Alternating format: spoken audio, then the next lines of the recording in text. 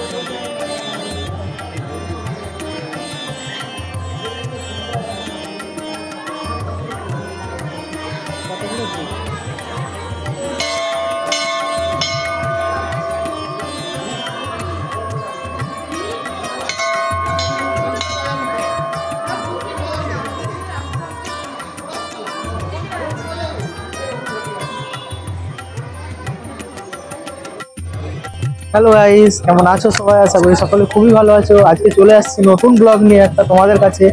আজকে আমি আছি এই মুহূর্তে পশ্চিম মেদিনীপুরের একটা সবথেকে পবিত্র একটা তীর্থস্থান বা একটা মন্দির, যেটা আদি মন্দির, একটা একসময় রাজাদের আমল থেকে গড়ে উঠেছিল এই মন্দির।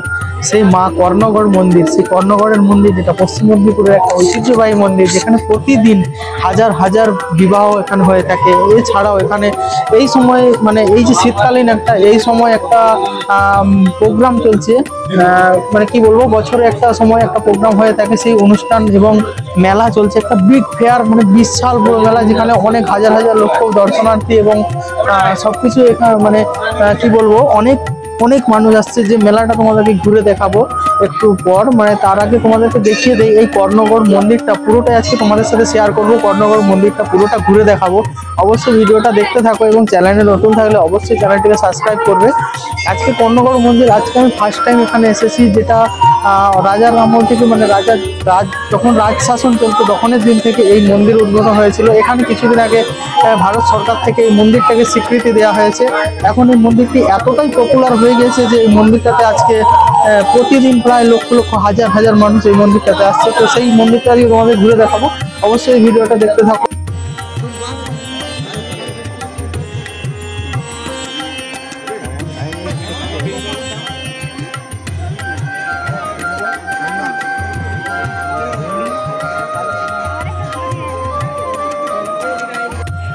পুজো বার করতে হবে। দেখো দেখ, বাজারেই আছে। বাজারে আছো তুই?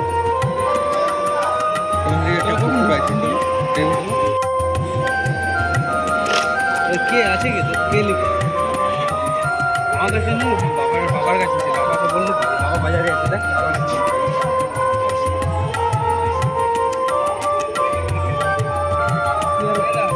তুই বাইরে তো কত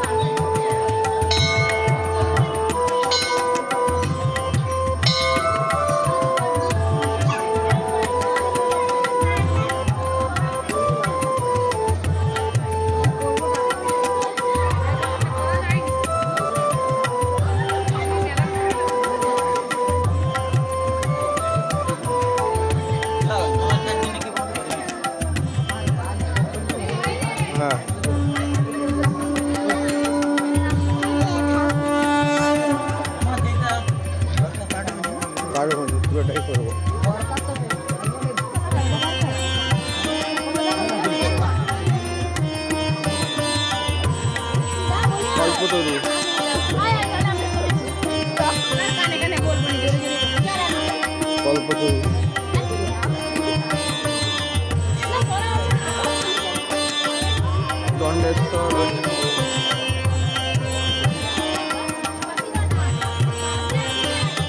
আমার কাছে কিছু ছবি আছে এইসব কত বড় মন্দির।